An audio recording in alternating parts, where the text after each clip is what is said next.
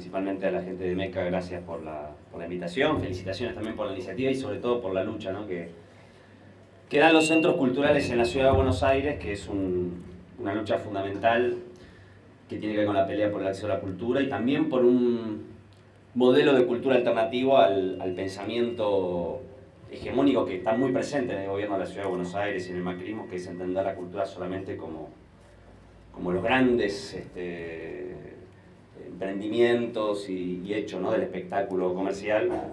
Y en la ciudad de Buenos Aires, por suerte, tenemos un montón de espacios como este, que todos los días, además a muchísimo pulmón, y casi como una actividad militante, sostienen espacios alternativos, así que mi agradecimiento y estoy muy contento de estar acá.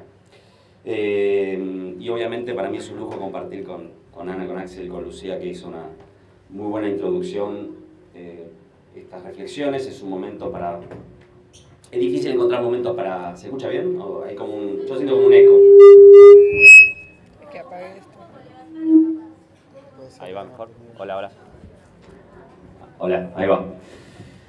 Decía que es difícil encontrar momentos para reflexionar porque uno siente que está corriendo permanentemente, ¿no? en este contexto político argentino y latinoamericano y a veces hay pocos espacios para pensar. Y pensar es importante, reflexionar es importante. Y está bueno porque es un espacio así íntimo, digamos, para tratar de pensar un poco en voz alta, ¿no? Desafíos que se nos presentan desde la economía, desde la militancia política, de lo que estamos viviendo, ¿no? Acabo de llegar hace unas horas de Chile de una actividad, de un seminario con gente del Frente Amplio allá. Yo sigo escuchando este ruido de eco molesto, pero no sé si... No, está apagado. Ahí está apagado, bueno. Y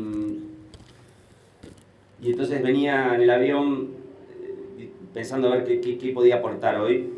Entonces agarré el flyer que dice estado de malestar, cómo construir un futuro distinto, ¿no?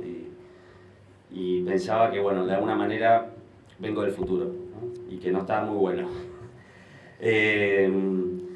Pensaba ya que los combates contra el neoliberalismo, y es un país que viene de 40 años, ¿no? de neoliberalismo sistemático, no se pueden reducir solamente a una discusión de modelos económicos o de confrontaciones de resultados, ¿no? Que el neoliberalismo es principalmente una batalla que tiene mucho que ver con discutir un proyecto cultural, ¿no? Que tiene que discutir un proyecto ideológico y que fundamentalmente es discutir un sentido común o una serie de sentidos comunes que están muy arraigados en nuestra sociedad, que están obviamente en ese país muy exacerbados y que por lo tanto muchas veces simplemente hablar de políticas económicas o de resultados o de modelos uno siente que se queda corto, ¿no? Pero al mismo tiempo hay que hablar de resultados, hay que hablar de modelo económico. ¿Se escucha más o menos? Yo me escucho muy mal, pero bueno. Y hay que hablar, ¿no? de los resultados de la política económica y de los contrastes que hay con la política que está llevando adelante el gobierno. Entonces, lo primero que quería decir es quizás que lo que llama la atención en términos económicos de este proceso de 3 años o 2 años y medio pasados de macrismo, quizás es la velocidad con la cual el macrismo, la economía macrista enfrentó rápidamente una crisis neoliberal, ¿no? La Argentina tuvo varias crisis, más cerca, ahí va. La Argentina tuvo varias crisis neoliberales, ¿no? De la dictadura, en el 89, bueno, la del 2001, la más emblemática, la más intensa, la más crítica que hemos vivido, ¿no? Quizás lo que llama la atención es la velocidad, ¿no? Con la cual el macrismo rápidamente encontró esta crisis, la velocidad con la cual llevó a la economía argentina a una situación de insustentabilidad absoluta. Y no es menor decir esto, porque en las discusiones con el neoliberalismo no siempre es tan sencillo como hoy poder marcar una política económica que ha sido negativa y que ha fracasado en toda la línea, ¿no? muchas veces en las discusiones con el neoliberalismo a veces hay resultados que son positivos de corto plazo y uno tiene que discutir, bueno, a pesar de que fueron relativamente exitosos en esto, en realidad esto es insustentable, o tiene que relativizar algunas cosas. Bueno, típicamente en los 90, ¿no? En los 90, con el menemismo y Cavallo se podía pasear por los medios de comunicación diciendo, por ejemplo, nosotros resolvimos el problema de la inflación en la Argentina, y uno tenía que discutir contra esa idea, porque efectivamente la política en ese sentido parecía exitosa. O podía decir, nosotros a través de las privatizaciones logramos un proceso de modernización que hizo que mejore sustancialmente la calidad de los servicios públicos que reciben los argentinos. Y había que discutir con eso, bueno, si fueron las privatizaciones, o incluso elementos que en el sentido común, o en el bolsillo, mejor dicho, eran muy fácilmente comprobables, como lo barato que era viajar al exterior. Bueno, no era tan fácil, tan evidente los resultados negativos del neoliberalismo, uno tenía que discutir, bueno, esto mejoró, pero al mismo tiempo la deuda externa, la desocupación, ¿no? Es decir, no era tan sencillo, no era tan obvio, no era tan evidente. Quizá lo que llama la atención del macrismo, creo que es un punto de partida para pensar el momento actual, es el fracaso estrepitoso en toda la línea de la política económica. Yo diría que el macrismo partió de un diagnóstico de 3 puntos principales. Para expresar esto, que por lo menos para mí es muy claramente, o se puede calificar como un fracaso en toda la línea de la política económica. El primer punto era el diagnóstico según el cual en la Argentina había inflación por el abultado déficit fiscal, ¿no? Y que bajando el déficit fiscal se bajaba la inflación. El segundo punto era que la Argentina tenía una crisis de divisas, que la Argentina tenía una crisis de divisas básicamente porque estábamos aislados del mundo, ¿no? ¿Se acuerdan? Arreglábamos con los fondos buitres, volvíamos al sistema financiero internacional, se resolvía el problema del dólar. En mi gobierno el dólar no va a ser un problema, decía.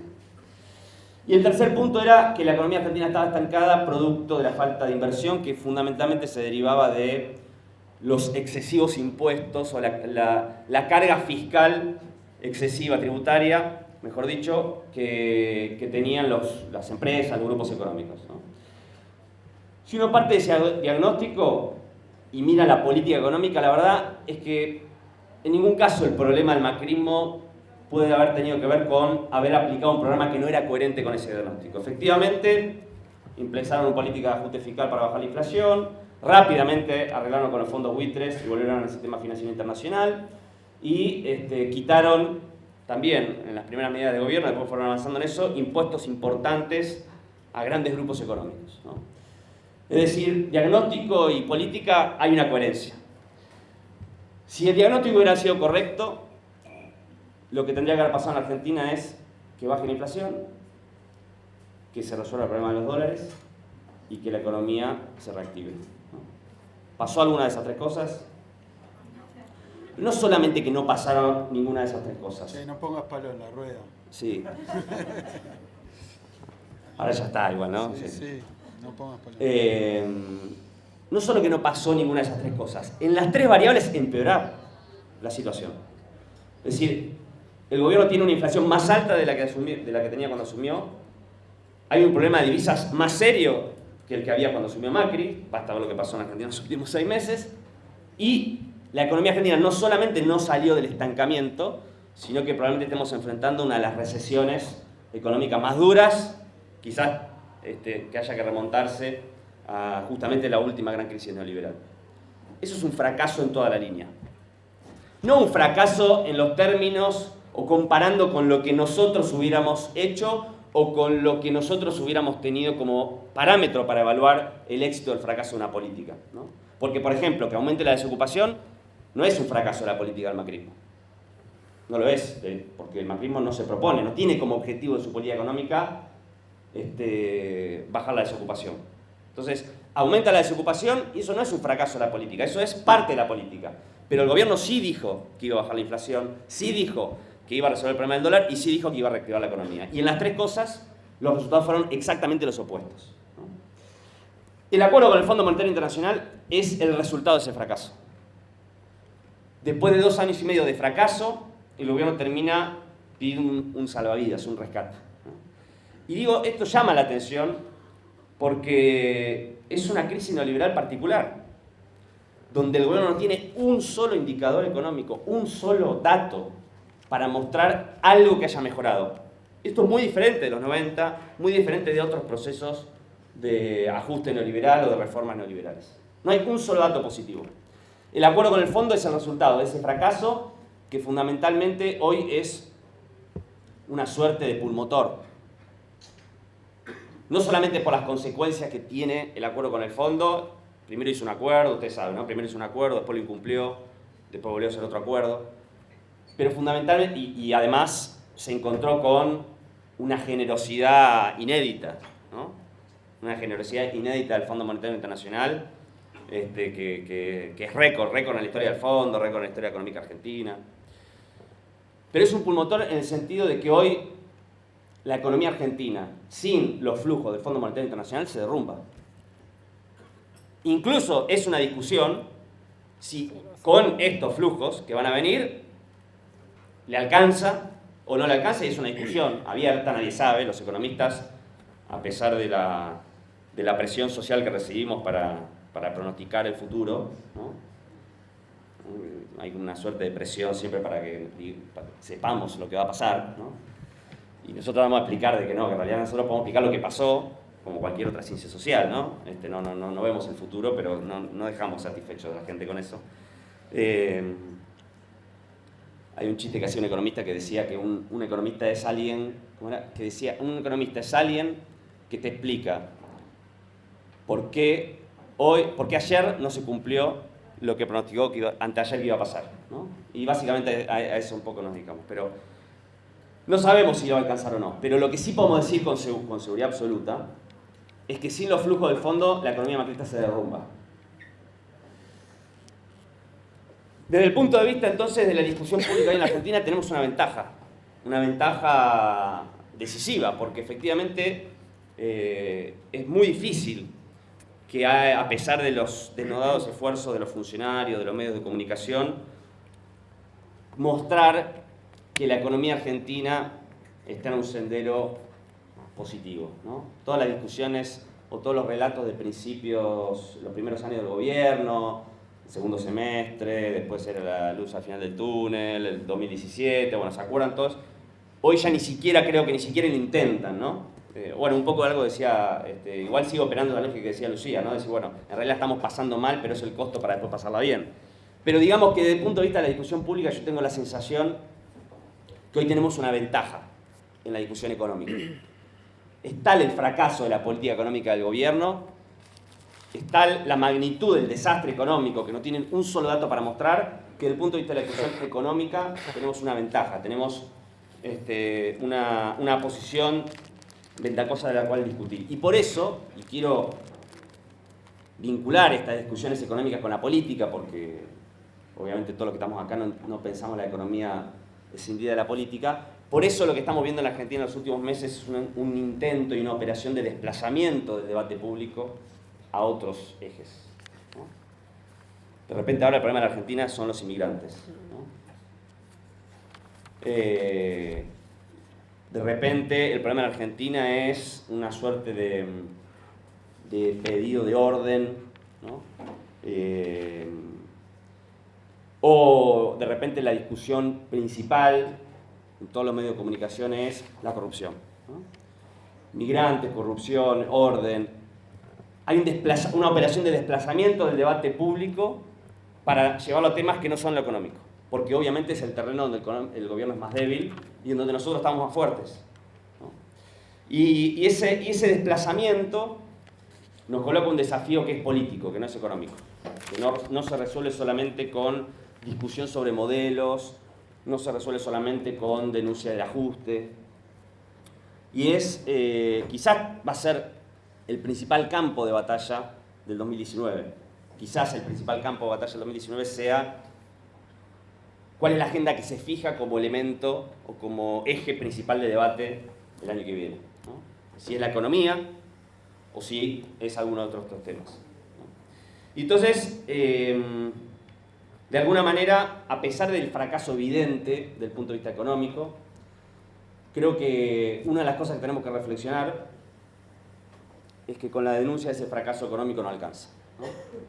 que no vamos a resolver el dilema que tenemos en Argentina y tenemos que decir en América Latina solamente con esta discusión. Y este punto de inflexión que estamos viviendo en América Latina, quizás, y esto, lo que pasó en Brasil, que obviamente es algo que nos preocupa y que nos pone en alerta, ¿no? Quizás el triunfo de Bolsonaro en Brasil también nos tiene que hacer pensar justamente en que por ahí la principal batalla política que estamos dando y en la cual no estamos ganando, no es justamente en el debate sobre modelos económicos, sino que es en el debate de esa batalla cultural, ideológica, por el sentido común, que es donde la derecha está avanzando, ¿no? Y este punto de inflexión que vimos en América Latina nos coloca a la Argentina en un momento muy particular, porque de alguna manera, junto con Bolivia, en el 2019 se juega si la tesis del fin de ciclo, si la tesis de que hay una oleada neoliberal en América Latina nuevamente y que lo que pasó en los primeros 15 años del siglo XXI en América Latina quedó atrás, se corrobora, o si por el contrario todavía, no digo que la revirtamos completamente, pero por lo menos que podemos decir que estamos peleándola, ¿no? Que está abierto, que el curso de América Latina está abierto.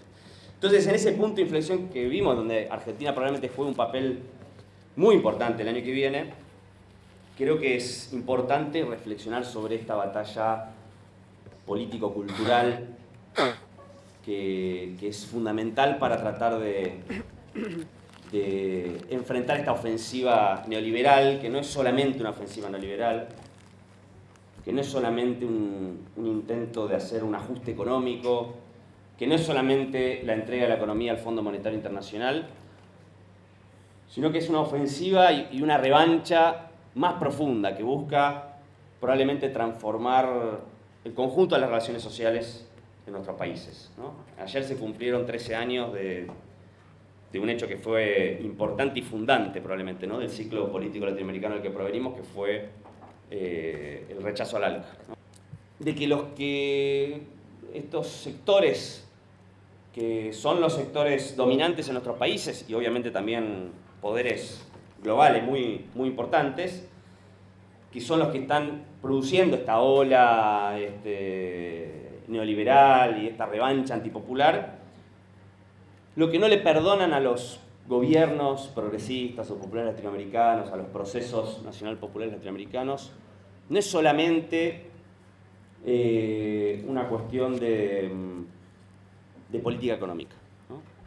No es solamente, y ni siquiera diría, el caso de Brasil quizás es paradigmático en esto, ¿no? Lula era enarbolado incluso hasta por sectores conservadores como un ejemplo, ¿no? Contrapuesto a los gobiernos más populistas latinoamericanos, ¿no? Porque era un gobierno que ni siquiera había enfrentado o había tenido conflictos tan abiertos con determinados sectores de poder económico y demás. Y hoy está preso por un poder judicial y por una clase dominante y por unos medios de comunicación que no le perdonan, ni siquiera a Lula, haber intentado en América Latina un curso diferente al que ellos creen que estamos destinados como región. A lo que quiero ir es que creo que lo que no le perdonan los poderosos, los sectores dominantes, los grandes poderes globales a los procesos latinoamericanos de los que provenimos, no es solamente un tema de política económica, sino que es fundamentalmente ese ideario soberanista, igualitario, esa corriente contracultural que puso en discusión la sentencia fatalista del neoliberalismo con la cual inició el siglo XXI, que es que básicamente no había otra posibilidad que esta sociedad, como decía Lucía, individualista, meritocrática, que consiste básicamente en que cada uno de nosotros se piense como una empresa, ¿no? Esta ideología del emprendedurismo consiste en que cada uno se piense como una empresa y entonces si vos tenés éxito y si progresás es porque tomaste buenas decisiones y si fracasás, si no tenés laburo, si no llegás a fin de mes es porque tomaste malas decisiones, ¿no? Y vos sos el dueño de tu propio destino. No enfrentamos solamente un ajuste económico, no enfrentamos solamente un intento de sacarle plata a los más pobres y dárselo a los más ricos. Eso, por supuesto, que es un elemento fundamental. Pero además, es una ofensiva que tiene una dimensión cultural e ideológica muy fuerte y que creo que tenemos que pensar con qué herramienta la enfrentamos, ¿no?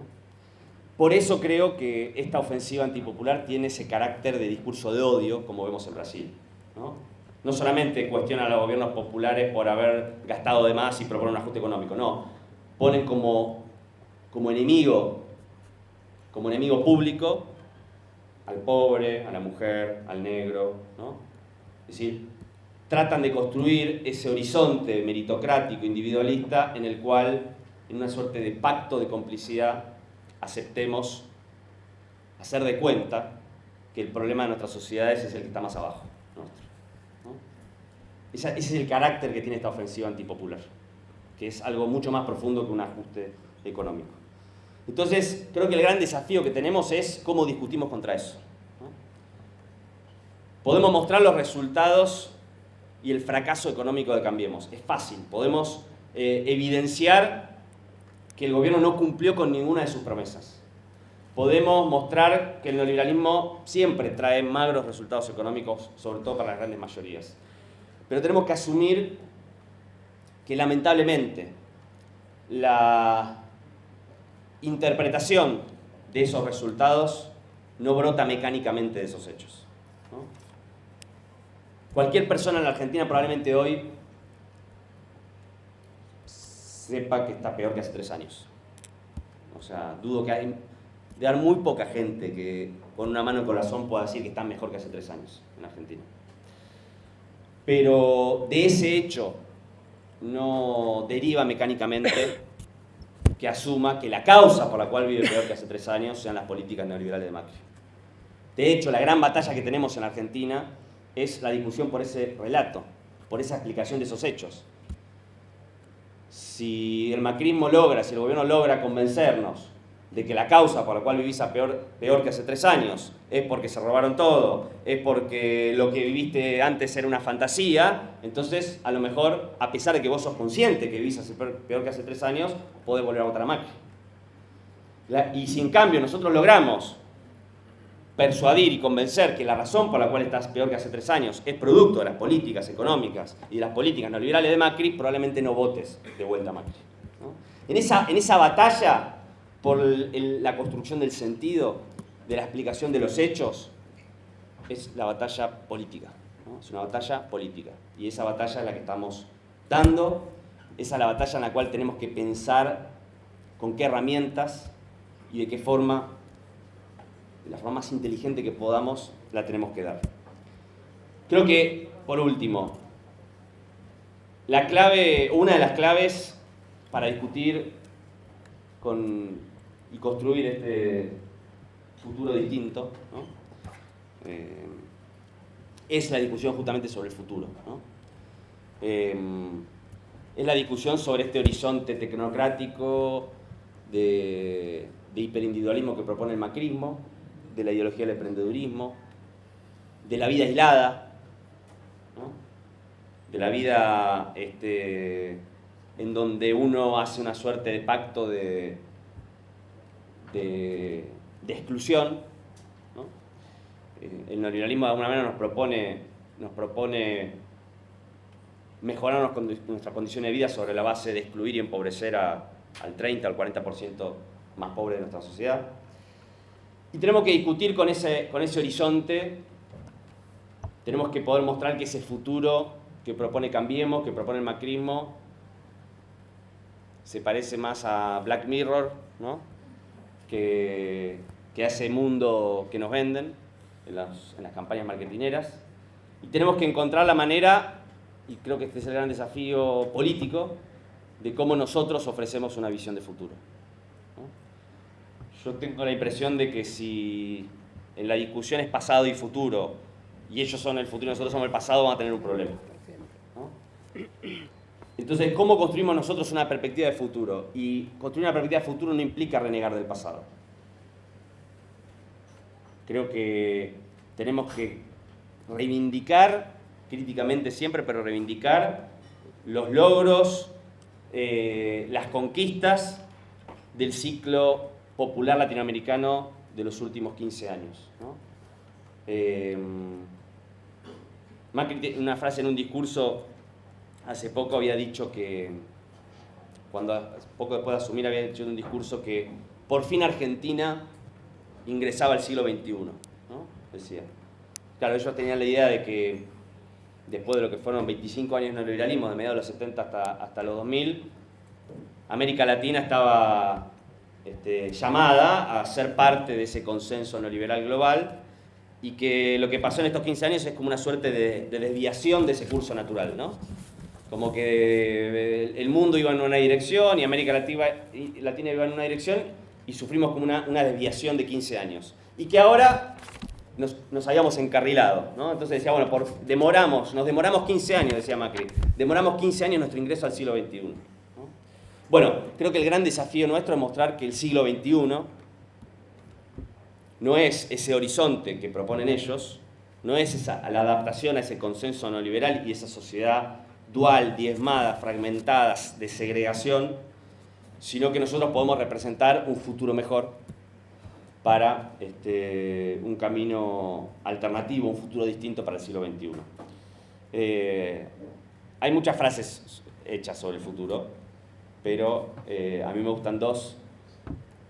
Una es muy conocida, ¿no? La de Roberto Al, que decía el futuro es nuestro por prepotencia de trabajo, y la otra es del Che, que decía el presente de lucha, el futuro es nuestro, ¿no? Bueno, yo creo que quizás el gran desafío que tenemos de acá a un año, que es donde se va a discutir en la Argentina el futuro, es una buena combinación de prepotencia del trabajo y de lucha social para construir la propuesta más generosa y más ofensiva y más audaz que podamos para que el destino de América Latina no se selle en este horizonte regresivo y doloroso que propone esta derecha latinoamericana, sino que sea, como decía García Linera, en todo caso, una suerte de comienzo de una segunda oleada popular latinoamericana que permita lograr transformaciones más profundas, incluso más duraderas, de las que se logró en la primera oleada de los últimos 15 años. Muchas gracias. Para seguir en la línea de lo que veníamos conversando en la mesa, les anticipo algo fundamental. Lo que voy a tratar de presentar brevemente es un mito muy arraigado que arrancó en el inicio de la gestión de este gobierno, que es el mito del mejor equipo de los últimos 50 años, o sea, los hombres y mujeres que hacen las políticas públicas en la Argentina en el gobierno de Macri. Pero antes de entrar en ese mito, porque precisamente la convocatoria era sobre el Estado y nosotros desde el Observatorio de las Élites Argentinas trabajamos muy en detalle quiénes son aquellos que ocupan las posiciones de poder en el Estado argentino desde hace varias décadas, y que por primera vez veíamos que se estaba dando un fenómeno inusual, que era una imbricación profundísima entre élite económica y élite política. Y esto nos lleva a una cuestión relacionada con lo que comentaban antes los expositores, y especialmente, que es la idea del cambio cultural que viene a prometer el macrismo. El macrismo no es, como decía Itaí, solamente, aunque eso es lo que le dio el apoyo de la clase empresaria, una redistribución regresiva de los ingresos, una reacomodación de las relaciones entre el Estado y el mercado y una recomposición de las rentabilidades de las grandes empresas y en beneficio de algunos sectores en particular, sino que además viene con una promesa de cambio profundo, porque hay un diagnóstico claro de que la sociedad argentina es el problema. La sociedad argentina está enferma de la embriaguez que le dejó la fiesta consumista de la demagogia populista. O sea, hay toda una secuencia hay una clase política demagógica que, para perpetuarse en el poder y enriquecerse en ese poder, y de paso entonces instalamos otra idea fuerza, que es política, corrupta, Estado, ¿no? Toda esta secuencia de imágenes vinculadas a lo negativo en el mundo de lo público. Una es esa casta política negativa de lo público que se apodera del Estado porque coloca su militancia dentro del Estado, que es la grasa militante, hoy todas las comillas de las frases textuales que hemos escuchado al inicio de esta gestión, que dan cuenta de una ideología en particular, de cómo se concibe el Estado y de cómo se concibe la sociedad. La sociedad está enferma, Cambiemos viene a curarla. ¿Qué quiere decir curarla? Viene a enseñarle y a hacerle ver que eso que por más que le parezca que está bien en el principio, porque le permite vivir mejor, es una gran fantasía, es una mentira que va a durar poco tiempo, que no es ni más ni menos, Axel lo debe haber leído varias veces, que la famosa macroeconomía del populismo de Don Bruce y Edwards, ¿no? Esta idea de que los ciclos populistas cuando terminan parecen que fueron bárbaros, pero cuando terminan te terminan dejando peor que cuando empezaron, omitiendo que los que te dejan peor que cuando empezaron son los que te vienen a ajustar después del fin del ciclo populista. Y profundamente hay que cambiar esto, porque lo que hay que hacer, que en el fondo lo que más jode el populismo, es que hay que restaurar las jerarquías sociales. Y ahí se interpela claramente a los sectores medios, que tienen un ideario centrado, a muchos sectores medios, de la necesidad de la jerarquía social y del camino meritocrático como principio de organización social, que como ya explicó Lucía al principio, y no me voy a detener en eso, tiene miles de falacias involucradas. Pero ha pegado bastante la idea de la necesidad de restaurar las jerarquías sociales, de poner a cada uno en su lugar en la sociedad, ¿sí? Y eso atenta claramente contra cualquier proyecto político que apunte hacia la igualdad, porque la igualdad implica violentar esas jerarquías sociales, implica levantar a los de abajo, incluso levantar a los que no tienen ningún mérito para ser levantados, porque la igualdad es estructural. Entonces lo que uno hace es garantizarle condiciones de vida y de bienestar a todos los ciudadanos, por eso lo hecho de ser ciudadanos. Y eso claramente no es hegemónico en nuestro país, no es una idea que esté instalada, como sí lo están otras, por suerte, como la necesidad de tener una educación pública y gratuita de calidad, por lo menos por ahora. Hasta ahí está, hasta ahora viene resistiendo ese ideología. Y claramente por eso es una suma de individuos la sociedad en la mirada de Cambiemos, que juegan su carrera y que el Estado les garantiza las reglas de juego, nada más que eso. Es mercantilizar la vida social al extremo de imaginarla, así como se imagina mágicamente al mercado como un conjunto de individuos que intercambian libremente, a la sociedad como un conjunto de personas que cada una de ellas con sus capacidades tiene la posibilidad de desplegarse en la carrera hacia el ascenso social y que a lo sumo, en una mirada bondadosa, podemos tratar de equiparar mínimamente las condiciones de partida. O sea que lo que tenemos por delante también es la discusión de esos principios bastante profundos que están internalizadísimos en sectores medios y sectores medios bajos de la población. Y nosotros tenemos que saber, en la discusión política y cuando estamos con la militancia, que eso hay que poder ir deconstruyéndolo despacito sin enojarnos. Dicho esto, ¿quiénes son los que vinieron en el mejor equipo de los últimos 50 años al Gabinete Nacional? Ustedes saben que los gabinetes nacionales son espacios claves del poder de gobierno. O sea, no es cualquier lugar. Es el lugar en donde se formulan y se implementan las políticas públicas. Y las políticas públicas son las que definen la orientación de la distribución de los ingresos, entre otras muchas cosas.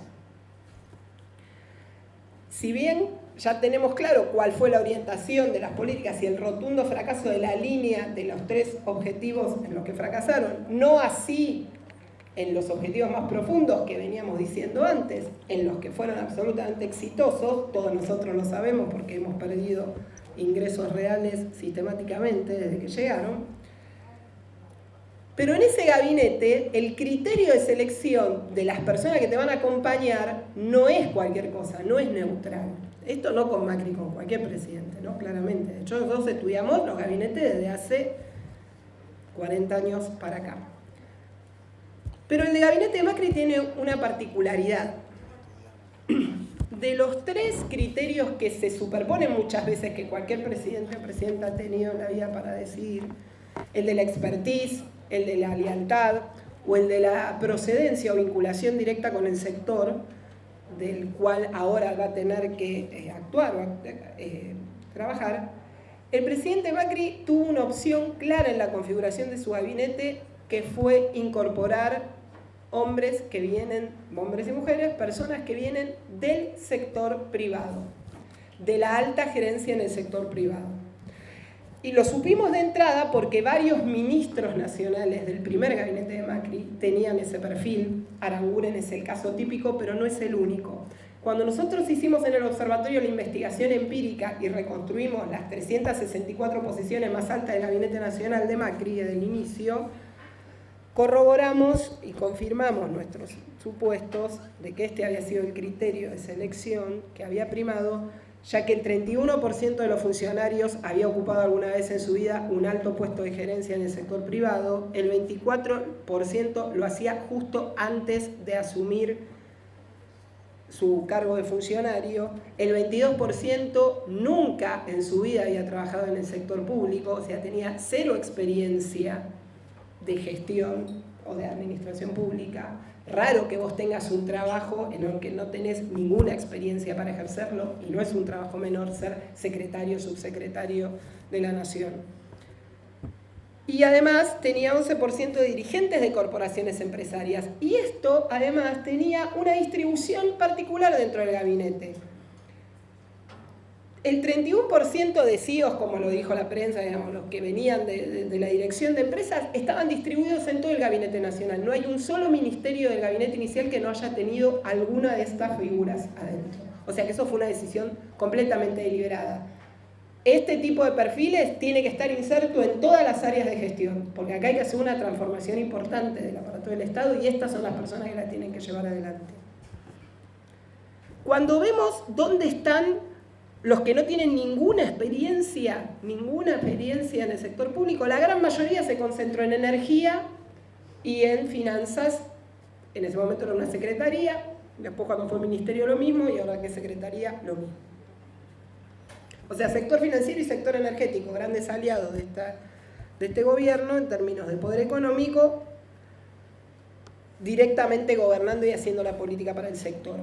¿Y a quiénes le dejamos a los dirigentes? Las corporaciones, ¿dónde están? Las corporaciones estaban en 2 lugares, las corporaciones empresarias, agroindustria y producción. En ese momento 2 ministerios, que encima lo lotearon y triplicaron la planta alta de los cargos, los ravioles, ¿no? Digamos, en el organigrama. ¿Cuáles son los supuestos que se enuncian de ventaja de incorporar este tipo de perfil? Que además no es un fenómeno argentino, es un fenómeno que estamos viendo que se da en otras partes del mundo. Primero, el primero que habrán escuchado varias veces es: vienen a elevar la eficiencia. Te traen la eficiencia que no está en el Estado. El Estado es ineficiente por definición. Entonces la eficiencia está afuera, en el mercado, en las empresas. Esos criterios de eficiencia los traemos a través de estas personas que son sus portadoras directamente al Estado. Además no hay ningún riesgo de robo porque ya son ricos, ya hicieron exitosas carreras. De hecho se sacrifican, dejan sus exitosas carreras en el sector privado, en donde ganan 10 veces más incluso en algunos casos que lo que van a ganar como funcionarios, para venir a poner el hombro para sacar a Argentina de la enfermedad populista. Tienen criterios de gestión muy exitosos que nosotros tenemos que poder implementar. Hay algo ahí de la idea de la modernización. Estado arcaico, privado moderno. Tendríamos que ser, no sé, Suecia, Finlandia, si el sector privado nuestro fuera tan moderno y eficiente. Parece que no lo es porque el Estado no lo deja, le pone el pie encima. Por eso los ponemos a ellos adentro para que le saquen el pie encima. Uso imágenes, o sea, y frases textuales escuchadas a este tipo de funcionarios y de empresarios. Además van a implementar soluciones técnicas. Ahí hay algo de la politicidad de estos funcionarios. El Excel de Aranguren. Entonces da que tienen que subir, hay que pagar por lo que vale. Eso lo siguen diciendo hasta ahora. ¿sí? No hay ninguna discusión sobre qué es lo que vale, quién fija lo que vale, quién dijo que eso es lo que vale, pero fundamentalmente gente que no viene de la política, entonces no tiene vicios, no tiene los vicios de la política, no hay contaminación partidaria. Era un caso paradigmático, ¿no? Es venir, en la gran paradoja de venir a hacer política al Estado, considerando que la política y el Estado es una porquería, que no merece ser habitada. Hay anécdotas divinas de estos funcionarios que llegaron y pidieron cargadores de su Mac que no encontraban en las oficinas de ministerios. Imagínate. Con los berretes que hacemos. No hay ningún cargador de Mac. Bien. Costó que se acostumbrara. Es la autocrítica esa. Es la autocrítica, no le dejamos No le cargadores. dejamos en la pesada herencia, no vinieron los cargadores. No, y hay otra anécdota genial que es que uno vino y dijo, me sobró pintura que pinté en casa, en la casa de fin de semana, y quiero cambiar el color de las paredes de la oficina. Y alguien le explicó, mirá, en el Estado vos no podés traer la pintura de casa y el pintor de casa y hacerte pintar la oficina. Esas anécdotas que nosotros recopilamos en entrevistas con funcionarios de menor rango que nos contaran qué era lo que significaba este desembarco, este perfil de funcionarios en el Estado, que fueron increíbles, eran geniales, habla de que no tenían, después por supuesto aprendieron, idea del derecho público, la administración pública y lo que significa la diferencia sustantiva, lo que es el gobierno de lo público en contra del gobierno de lo privado, ¿no? Es distinto. Sin embargo, cuando volvimos a analizar, después de la crisis de marzo de este año, la configuración del gabinete de Macri, nos volvió a dar que se refuerza este perfil. Ya no es el 31%, sino el 36% de los altos funcionarios que vienen de haber ocupado algún cargo alto en el sector privado. Y además encontramos, gracias a los amigos de Socios.red que nos hicieron un mechado de bases de datos increíble, que había 269 funcionarios actuales que tenían todavía participación en directorios de empresas privadas, algo que es absolutamente incompatible con la función pública. Y que la mayoría de ellos se ubicaban en dos lugares, energía y desarrollo social. Era raro. De esas participaciones, la mitad en empresas locales, pero un tercio en empresas extranjeras, en empresas offshore. Entonces, teníamos claro que había una convergencia especial entre una élite social particular, élite económica y ahora élite política. Eso es lo que significa el gobierno de Cambiemos en términos operativos del manejo del Estado. Pusieron por primera vez a cargo del Estado Nacional, porque esto no pasa igual ni en ciudad ni en provincia, que también hicimos el estudio, a una misma élite a gestionar, a implementar este cambio profundo. Ahora, esto oculta 4 grandes riesgos que yo a esta altura creo, al igual que como decís ahí con la política económica, que por suerte quedaron más evidentes. Cuando nosotras, con Paula Canelo, la otra coordinadora del observatorio, arrancamos tempranamente en 2016 a decir cuidado con esto, cuidado con que la política energética esté a cargo del lobby petrolero, digamos. Cuando empezamos a insistir sobre eso, nos dijeron de todo, del estilo, pero ¿cuál es el problema? ¿Cuál es el problema? ¿Ustedes a quién van a traer para hacer la política energética? ¿Qué mejor que al CEO de Shell para hacer la política energética?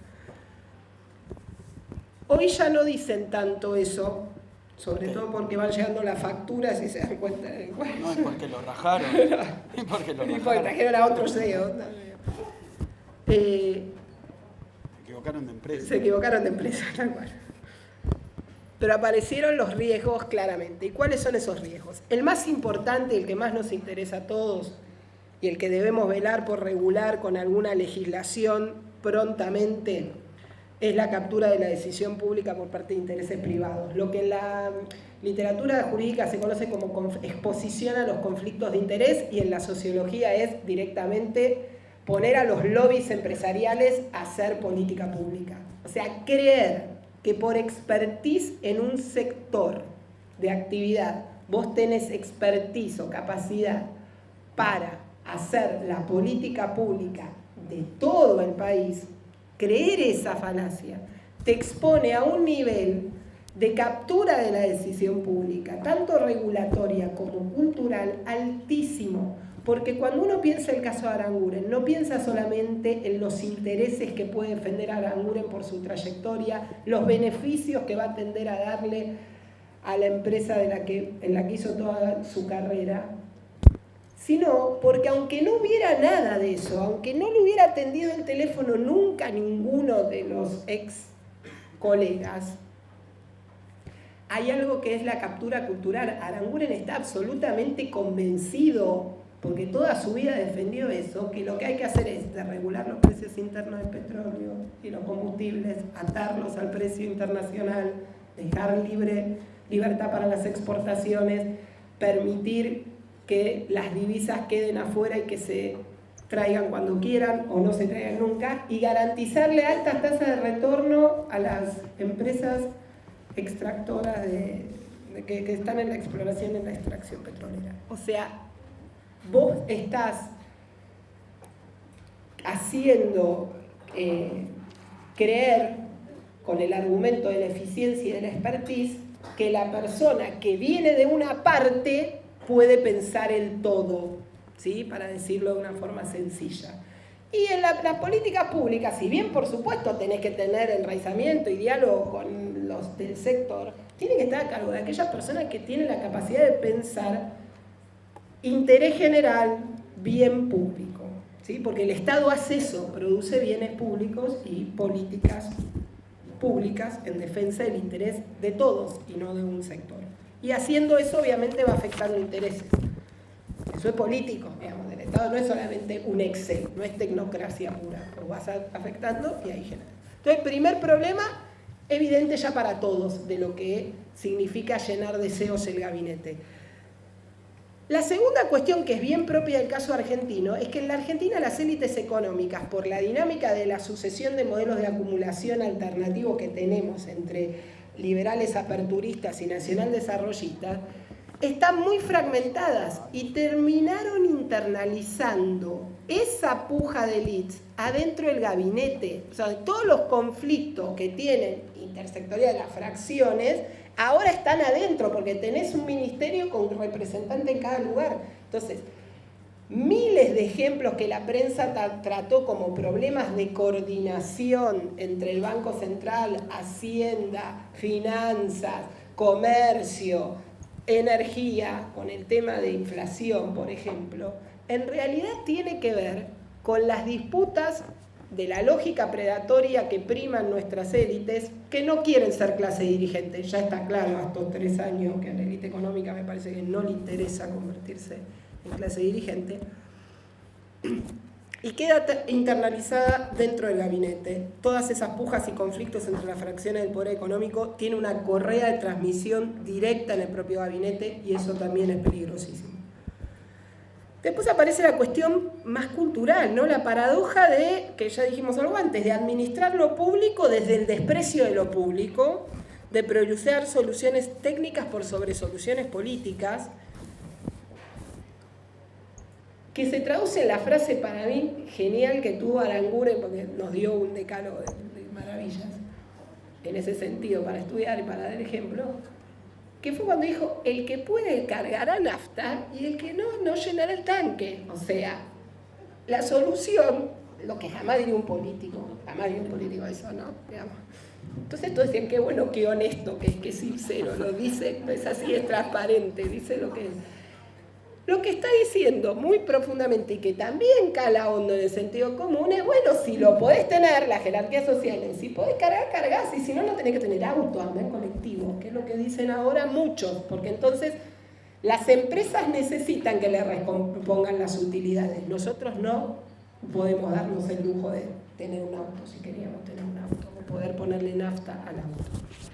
Y la última cuestión, y con esto cierro, que es un poquito menor, pero no tanto, es que todo este desembarco de CEO dentro del gabinete, de este perfil, este homo corporativo, digamos, este tipo de personaje,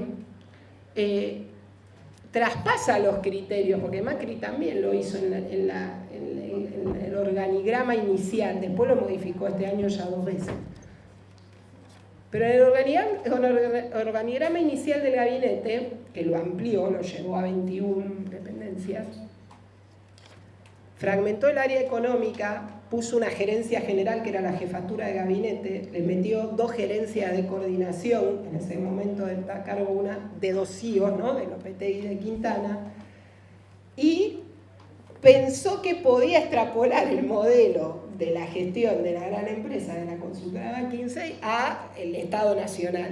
Y eso le generó una cantidad de problemas operativos realmente, de fragmentación de la toma de decisión, de descoordinación y de ineficiencia, que para mí son muy menores comparado con todos los anteriores que dije, pero que también nos advierten de los riesgos de pensar el Estado con los criterios de lo privado.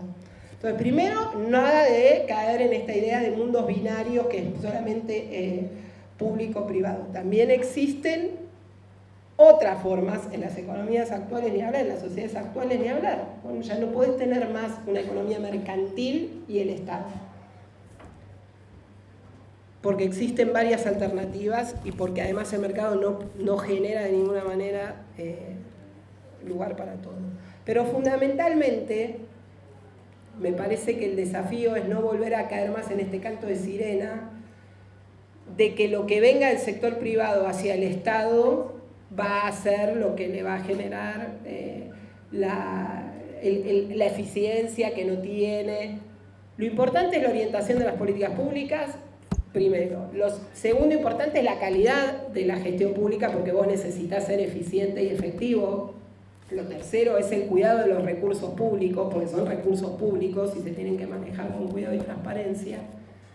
Y con un discurso de ese tipo, tratar de dar cuenta de la necesidad de recuperar lo público, porque lo público es lo que nos va a permitir mejorar la calidad de vida. Y dejarle el manejo de lo público a aquellos que forman parte de una minoría, tan minoría, que además cree o quiere hacer creer que es minoría por mérito propio, cuando ya sabemos que más del 90% de los que llegan arriba porque heredaron la posición de arriba, en el sentido de que nacieron ricos, o sea, la riqueza se hereda, y lo que explica la posibilidad de ascenso a esas posiciones de poder en la élite económica es básicamente esa herencia. Entonces, para terminar, esta idea de frenar los riesgos de la colonización del aparato del Estado por parte de una élite económica y social, e insistir, bregar por una legislación que regule la puerta giratoria, que regule los conflictos de interés con mucha mayor precisión y que saque a la Oficina Anticorrupción de la égida del Poder Ejecutivo, porque claramente se necesita un control de lo público mucho más autónomo e independiente y serio. Muchas gracias.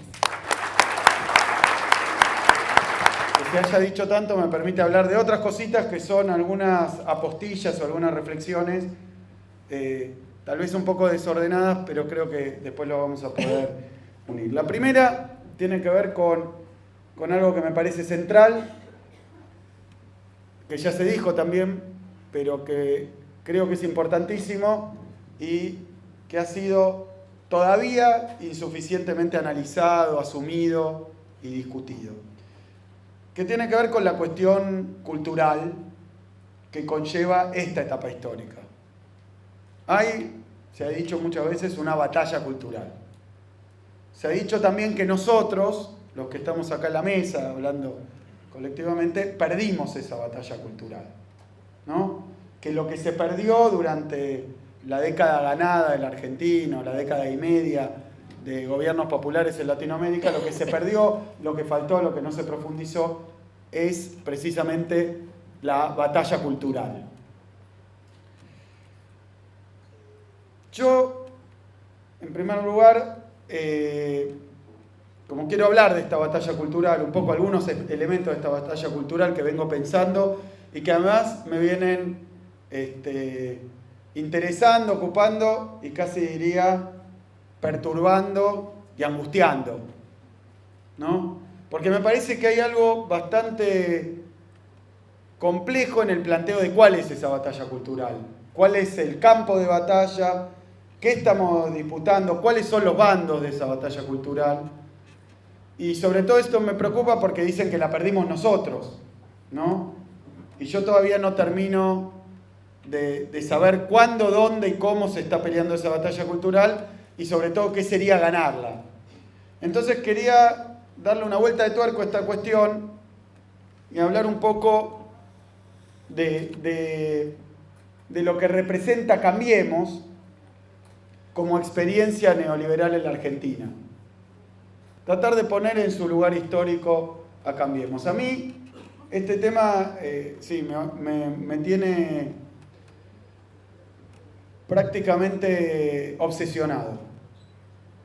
Me tiene obsesionado porque desde mi perspectiva de economista, voy a exagerar esto, de exministro de Economía, así todo eso, funcionario público, político del gobierno anterior o del espacio político actual, del kirchnerismo, todo esto, claro, lo sufro en carne propia, pero desde el punto de vista de mi otra trayectoria que tiene que ver más con la academia, con la teoría económica, con la historia del pensamiento económico y con la historia económica, diría que hay algo de esto que está ocurriendo que a mí me enloquece.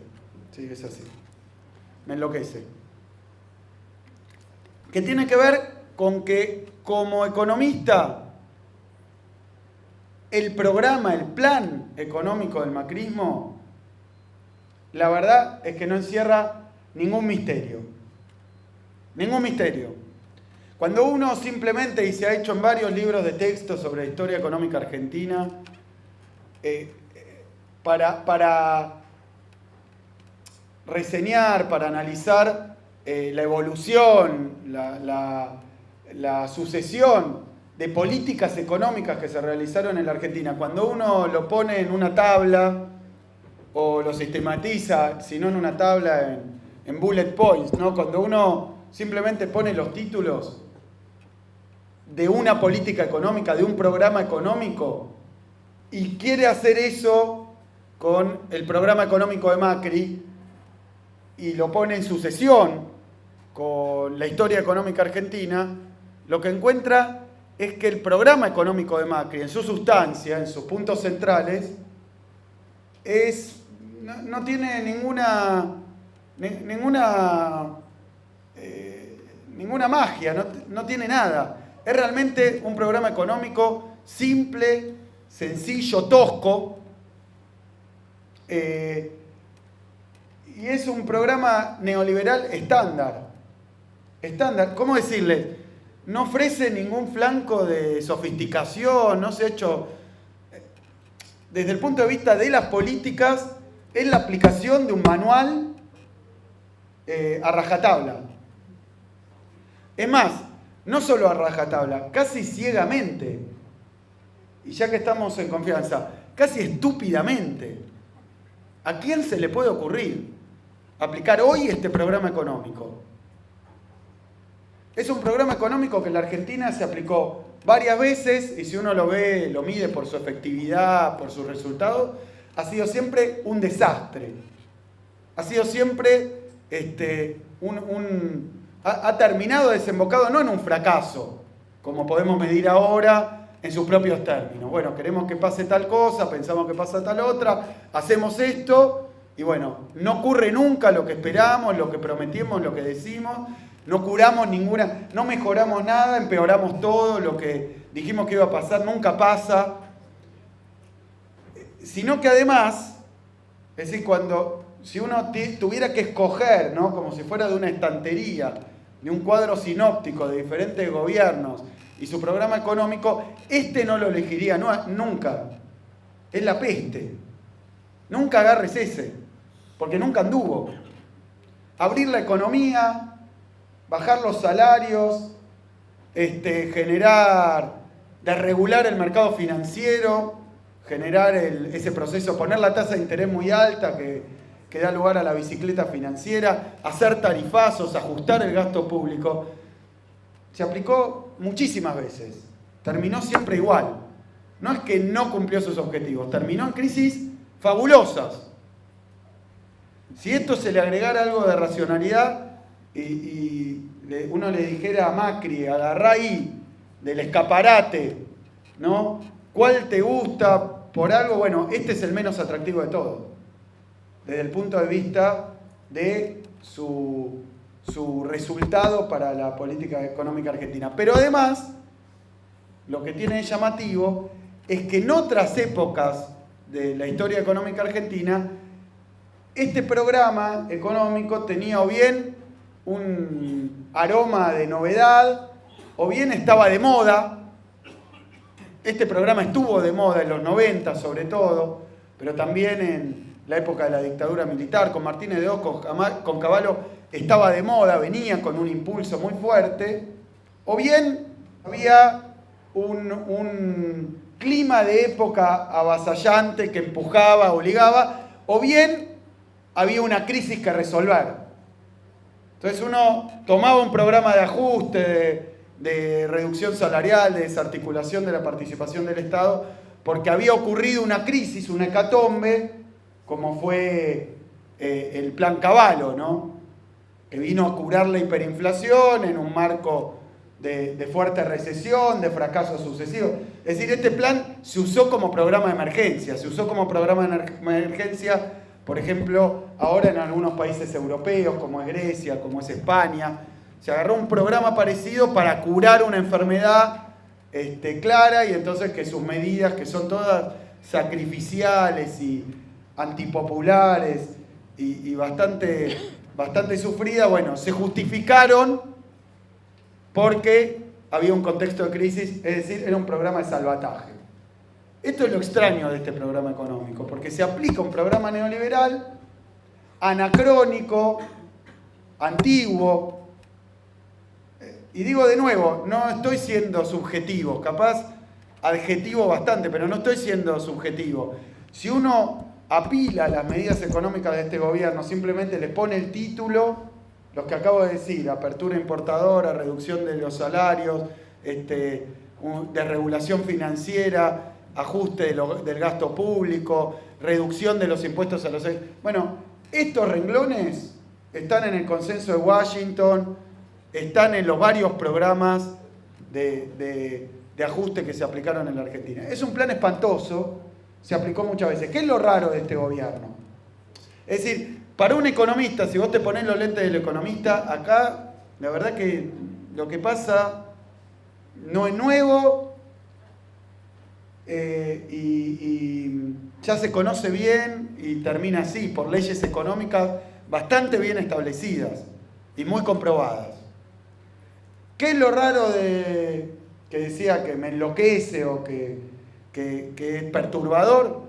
Es que se ha aplicado este programa económico, el gobierno de Macri aplicó este programa económico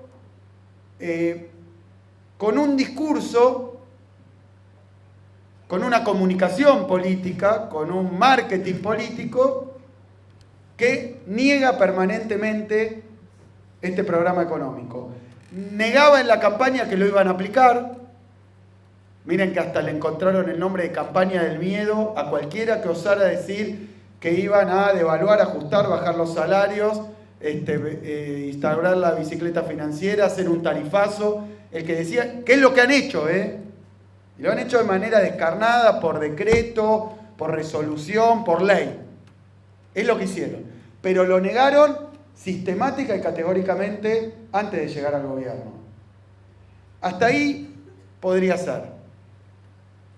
Porque bueno, porque ha pasado con otros gobiernos, ha pasado en los 90, que bueno, que si lo decía, no me votaban. Podría ser. Lo que para mí es más enfermizo, culturalmente enfermizo, es que además niegan permanentemente este programa económico en el transcurso de su aplicación. Si uno agarra a los funcionarios correspondientes, no van a decir esto es un tarifazo. Van a decir este es el sinceramiento de las tarifas por las cuales ahora se cobra el precio lógico, razonable o lo que fuera. Y es mentira, es una brutal transferencia de ingresos hacia el sector hidrocarburífero, energético. Brutal, es una locura. Para un país que tiene el recurso, es una locura. Incluso los tarifazos anteriores nunca fueron tan agudos como este. Pero nadie, ningún funcionario del gobierno, ninguno comunicador del gobierno, los periodistas afines al gobierno, nadie va a hablar nunca de un tarifazo. No eso es lo enloquecedor y casi esquizofrénico. Niegan la política en campaña, no la van a aplicar. Después la aplican y la niegan mientras la van aplicando. Acá no hay una reducción salarial. ¿Dónde está la reducción salarial? Acá no hay ajuste. No hay ajuste. Las palabras están haciendo un uso del lenguaje perverso, que cuenta obviamente, es una política comunicacional del gobierno, pero cuenta con un aparato de comunicación mucho más amplio que el propio gobierno. Cuenta con la complicidad de los medios de comunicación dominantes, cuenta con la complicidad incluso del Fondo Monetario Internacional en la comunicación. El Fondo Monetario Internacional sigue las líneas de comunicación del gobierno en sus comunicados, aunque esté haciendo otra cosa. Eso digo que es enloquecedor. No porque te están amputando un brazo, pero dicen que te están poniendo una curita y que va a crecerte de nuevo el brazo y que es culpa de otro. ¿No? Y creo que ese proceso, porque fíjense, esto incluso está afectando al propio gobierno, porque este gobierno no se vino a instalar. Ustedes tienen que ir a ver un discurso de Cavallo para el que no lo vio. Era un ministro de Economía de un gobierno neoliberal, que decía, bueno, acá se mandaron 500.000 desastres, va a haber que sufrir, esto se arregla así. Era una retórica del ajuste, era una retórica del ajuste. La épica del ajuste. Sí. Pero este es un gobierno que en la comunicación, y tal vez impostado después de la campaña electoral, en la campaña electoral de una manera alevosa y absolutamente engañosa y deliberadamente engañosa, pero después también pretende ser un gobierno moderno, con onda, ¿no? Transparente, sincero.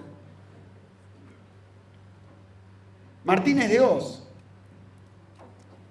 Esos son ministros neoliberales. Y entonces ahora hay un esfuerzo permanente, creo yo que cada vez más descolocado y fallido, de presentar la realidad como lo contrario de lo que es. Con una estrategia comunicacional y de complicidades en el ámbito de la discusión pública que yo creo, bueno, hay que retrotraerse probablemente a la dictadura militar y lo que fue la política de represión y exterminio para encontrar este tipo de maniobras comunicacionales, ¿no? Donde disfrazaban un proceso de persecución de los militantes del campo popular y de su asesinato, desaparición, asesinato, apropiación de bebés, de las empresas. Bueno, todo eso, decían, hubo un enfrentamiento, ¿no? Cuando no era un enfrentamiento. Bueno, ahora también en la faz represiva de este gobierno está apareciendo esto. Yo no quiero decir que es igual, pero hay que remontarse a esa época para encontrar este tipo de cosas.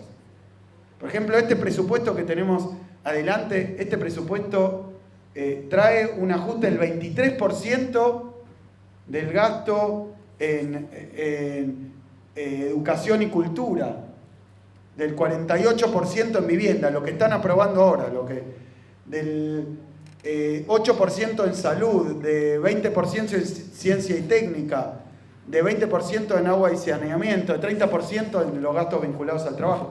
Es un ajuste feroz, tremendo, porque nadie hoy podría decir en la Argentina que está bueno ajustar 25% del gasto en educación y cultura, menos este gobierno, que en su discurso se llena la boca cuando habla de la importancia de la educación, de la cultura, de la ciencia, de la tecnología. Bueno, es impresionante.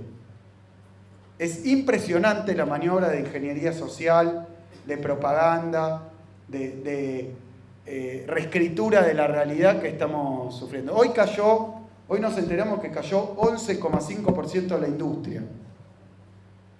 Estos números hay que ir probablemente mucho más atrás de los 90 para encontrar un mes que interanual caiga 11%. Es una animalada, porque venía de una caída, debemos ir por el 18-20%, o sea, se ha liquidado, digamos, un quinto de la producción industrial argentina. Es una enormidad. Son números de guerra. Son números de guerra, de bombardeos y esas cosas. Y el dato no está.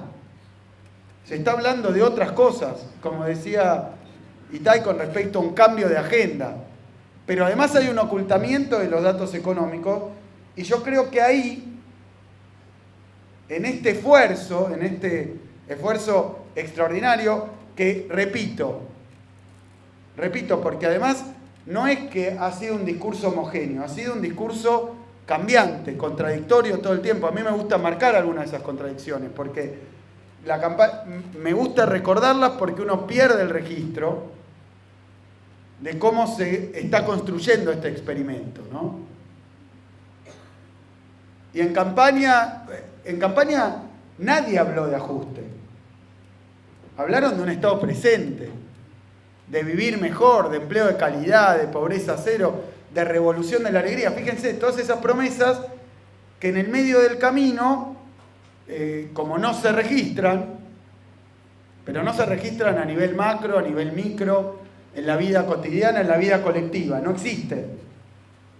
Entonces, como esto no pasa, van cambiando y modificando el discurso sin, digamos, ningún tipo de registro de inventario de lo que venían diciendo hasta ayer. Cambia el discurso y están hablando de otra cosa. Esto de la pesada herencia, por ejemplo, fue instalado no antes de la elección, sino después. Antes de la elección no había nada pesado, todo era liviano, fantástico, venía el mejor equipo, iba a solucionar todo, vos tenés un problema, te lo soluciono, vos no vas a perder nada, así ganan las elecciones, después aplican este programa que para mí era una especie de situación estrafalaria, porque yo decía, si abrís las importaciones, si empezás a ajustar, si bajás los salarios, no, nada de eso que prometieron. Entonces, en el camino, fueron reformulando ese discurso para decir incluso lo contrario de lo que decían antes. Para mí esto me llama muchísimo la atención, que es como si uno escribe este libreto y lo describe, es prácticamente un imposible, porque es ilógico. Estas cosas que instalan todos los días y que la instalan ¿de qué manera? Hablando de esto mucho en los medios de comunicación, todo el santo día, y en las redes sociales, a través del manejo y la penetración en las redes sociales. Así instalaron desde la revolución de la alegría y el podemos vivir mejor a vivíamos demasiado bien, que es una mejora. En realidad es una mejora, porque antes vivíamos en un engaño. Entonces, puede ser que vivas peor, pero por lo menos vas a caer en tu... Es una victoria moral, cagarse de hambre, ¿no? No hacer las 4 comidas.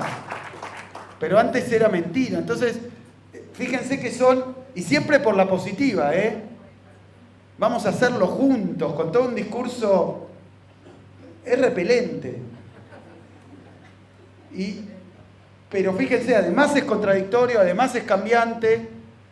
Incluso este tema de somos el mejor equipo, que lo que va a hacer es que todo lo que tenés lo conserves y lo que te falta te lo vamos a dar y lo que anda mal lo vamos a mejorar. De eso a está todo pésimo, pero no es culpa nuestra.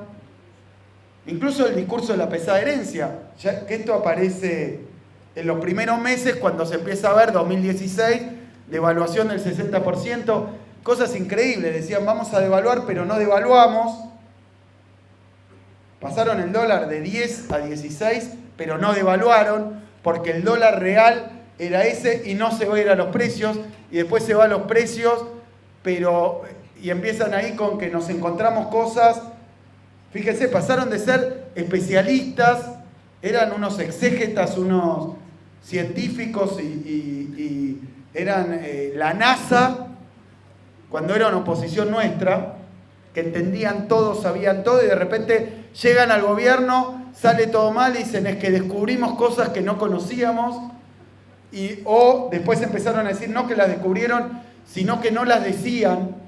El error que ellos cometieron es no haber sido suficientemente sinceros y decir lo mal que estaban las cosas, que teóricamente lo sabían. O sea, haber mentido masivamente es el error que están reconociendo. No sé para qué. Para inyectar entusiasmo, optimismo, no para ganar las elecciones. No es que mintieron sobre lo dura que era la situación para ganar las elecciones. O sea, no resiste ningún análisis. Ahora, ¿qué es lo que yo creo que tiene de interés con respecto a esto de estado de malestar? Que me parece que el título es muy atinado y capta algunas cosas.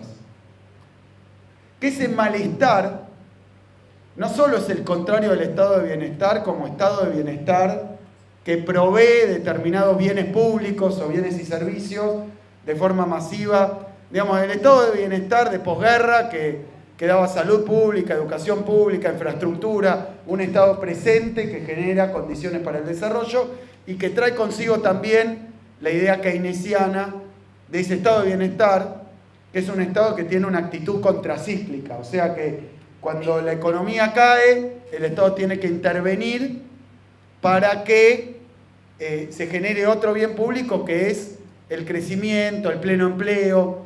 Bueno, no es solo eso, sino una situación de malestar actual que tiene que ver con varias sintonías. Una de ellas me parece que tiene que ver con esto que yo digo, con que el discurso público, el relato de los medios de comunicación oficialistas, de una parte de la justicia y del Estado, no tiene nada que ver, empieza a no tener nada que ver con la realidad concreta, material, objetiva que vive cada uno de las víctimas y los ciudadanos que son sometidos a esta batería de políticas. Planteo esto porque me parece que acá hay una clave que tiene que ver con la época, porque para mí, y esto lo digo desde el principio de este gobierno, para mí, un día, ¿vieron ese cuento del rey está desnudo, no? Que todos hacemos como que está vestido, pero un día alguien dice está desnudo, y todos dicen, pucha, claro, lo sabíamos todos, nadie lo decía, y dale que va. Me parece que por lo menos en algunos grupos, en algunos sectores, en algunos medios, digamos, medios sociales, esto es lo que está ocurriendo. Y les está pasando a ellos. Yo creo que incluso al principio ocasionaba alguna fascinación esto, ¿no? Algunos decían, mirá cómo el principal comunicador del gobierno, el presidente, es el principal comunicador del gobierno y tiene graves dificultades con la lengua castellana, con la gramática, con la sintaxis, incluso con la dicción. No completa la frase, no termina, y eso que la lee es un mérito, pero ves que se traba, que a veces se le cruza algo. No, pero no estoy haciendo una burla, creo que ocasiona algo de fascinación este efecto, que te están diciendo cosas y que vos ves y provocaba fascinación porque fue electoralmente exitoso, pero creo que hoy, y se ve, Bueno, se vio en las canchas de fútbol, ¿no? Con ese cantito. Yo creo que ese cantito no es poco, es que se rompió una especie de conjuro, un embrujo que había.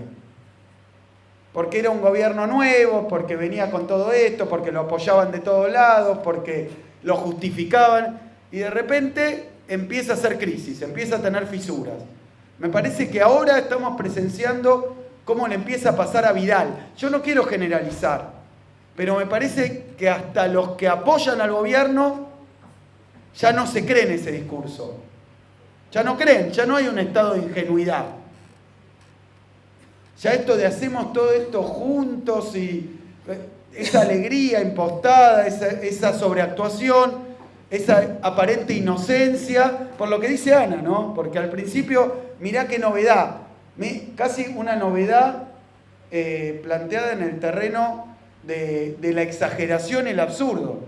Como para manejar la energía del país, no solo te pongo al gerente de Shell, que no tiene por qué saber manejar la energía del país, no tiene por qué, porque no es lo mismo, como decía Ana, manejar una empresa privada, multinacional, extranjera, extractiva, no tiene por qué tener que ver con la política energética de un país.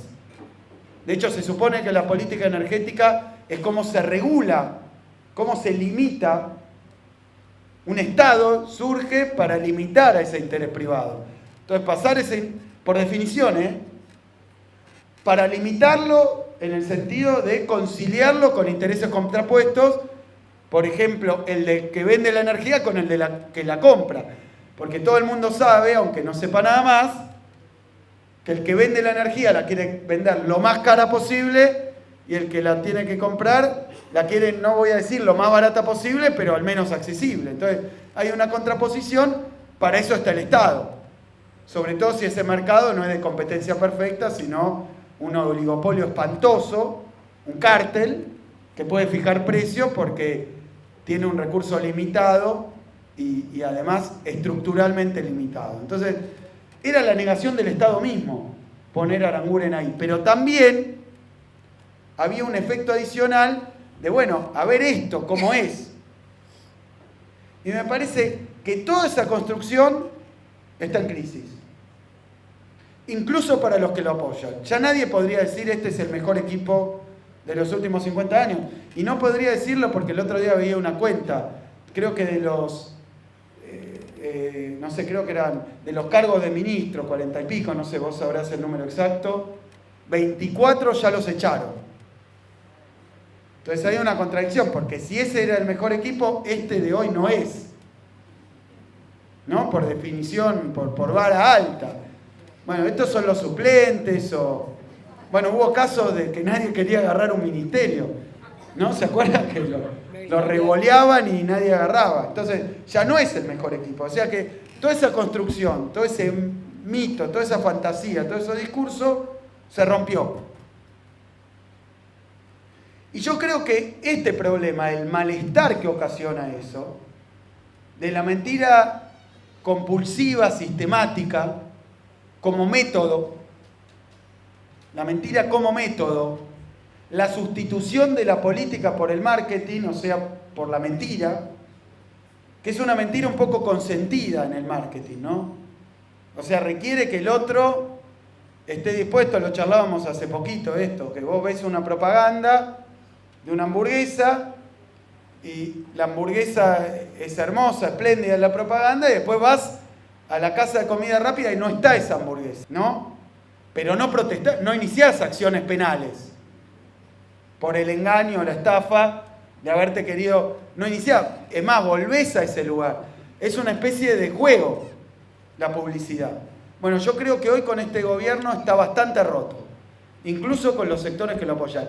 Creo que pocos se compran ese discurso. Me parece que ha quedado en el lugar de la simulación. Entonces, ¿cuál es el principal problema que tiene que ver con esto? Si ese discurso se cae, que era un discurso de aparente transformación, renovación, novedad, revolución, porque era, fíjense que la palabra era la revolución de la alegría, no hay ni alegría ni revolución, pero ¿qué queda? ¿Qué va a pasar con los pedazos rotos de esa ilusión, de ese discurso, de esa decepción, de una nueva decepción, de esa gente que confió, alguna que confió porque estaba bien, pero le prometieron mejorar, quien no quiere? De esa gente que compró todo el paquete y dijo, bueno, ahora un gobierno de empresarios, ricos, famosos, exitosos, honestos, eficientes, y no. Es decir, que creo que más allá de la crisis económica, estamos ante un momento importante, interesante, central en el momento político, que no es el mismo de Brasil.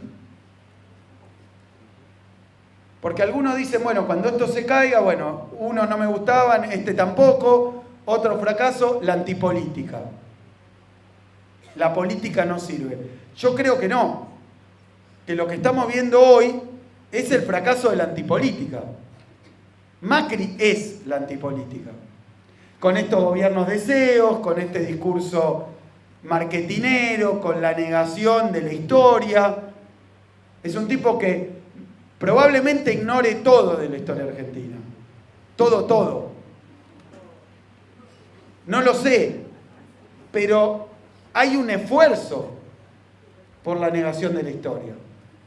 Ellos bajaron de Marte. ¿Vieron esto de que pasaron de va a andar todo bárbaro, anda todo mal, pero no es culpa nuestra por la pesada herencia? En realidad no es la pesada herencia, sino la tormenta, la turbulencia, la situación internacional. Y ahora, cuando todo eso fracasó como discurso también, porque no es verosímil, no es lógico, vinieron con que vienen a solucionar los 70 años de fracaso, ya no es el kirchnerismo,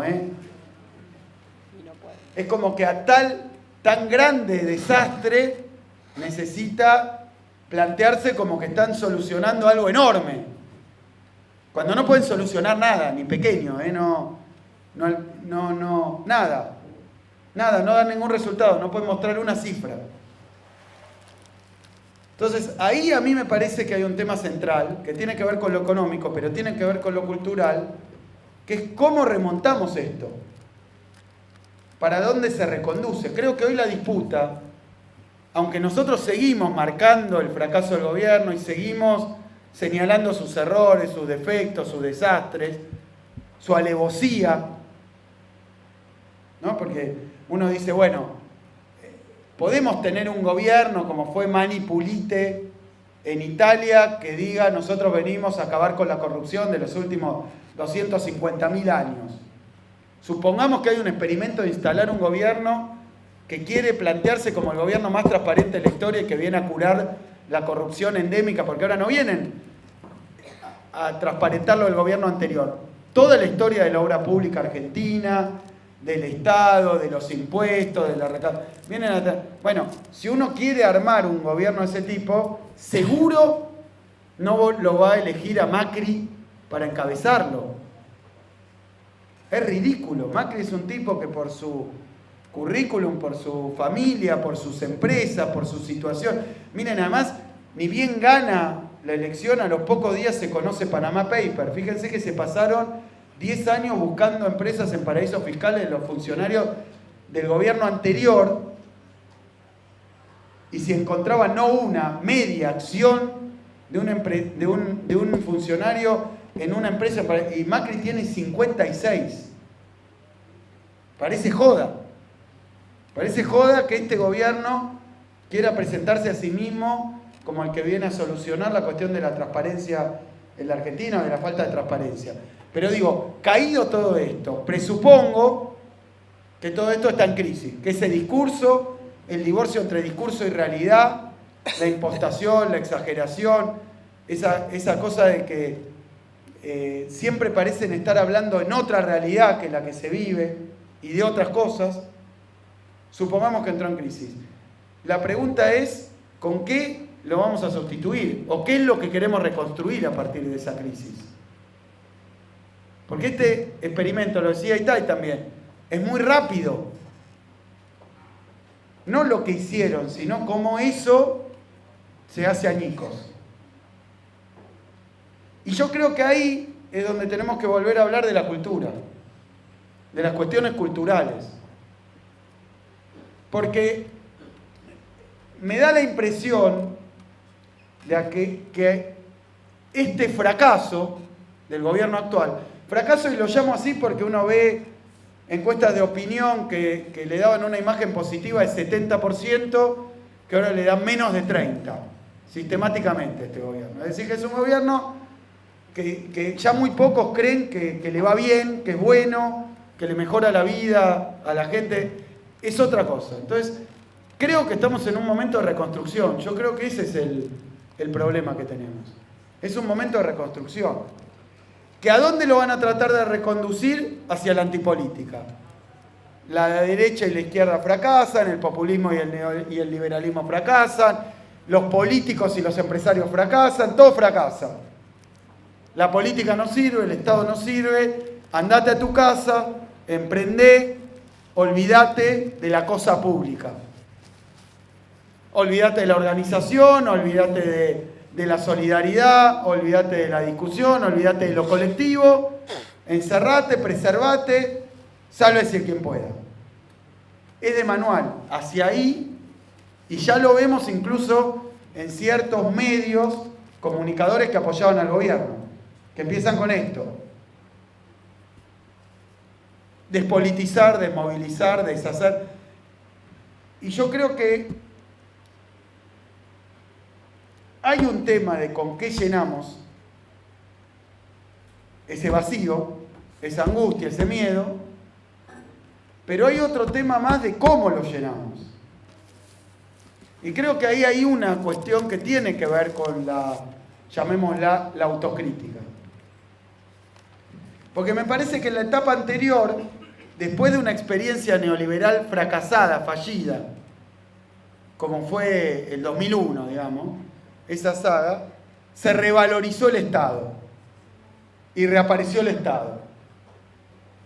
Nosotros tuvimos un gobierno que rejerarquizó el Estado y convirtió al Estado en un instrumento de transformación.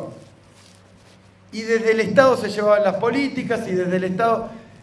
Y me da la impresión de que la superación de eso, en la etapa siguiente, va a tener que ser un balance más claro entre Estado y organizaciones. ¿Por qué también? Porque también a nivel de los medios. Todos sabemos que los medios de comunicación están concentrados, pero no es un fenómeno de Argentina, Clarín y Manieto. Es un fenómeno mundial. Y entonces en algún momento apareció la idea de que las redes sociales eran la antítesis democrática de los medios de comunicación concentrados. Y hoy vemos que las redes sociales no son eso. O está en disputa qué son. No son el reino de la libertad. Te pasa que eso de, bueno, cada uno publica y... Sí, cada uno publica y cada 3 te aparece una publicidad y te la enchufan. Y ese es el que paga. Incluso más, te dirigen, te manipulan con las redes sociales. Las redes sociales creo que se han vuelto más bien un instrumento de manipulación. Es más que eso. Pero ha aprendido a usarse esto como un medio de manipulación social. A veces más poderoso que los medios de comunicación tradicionales.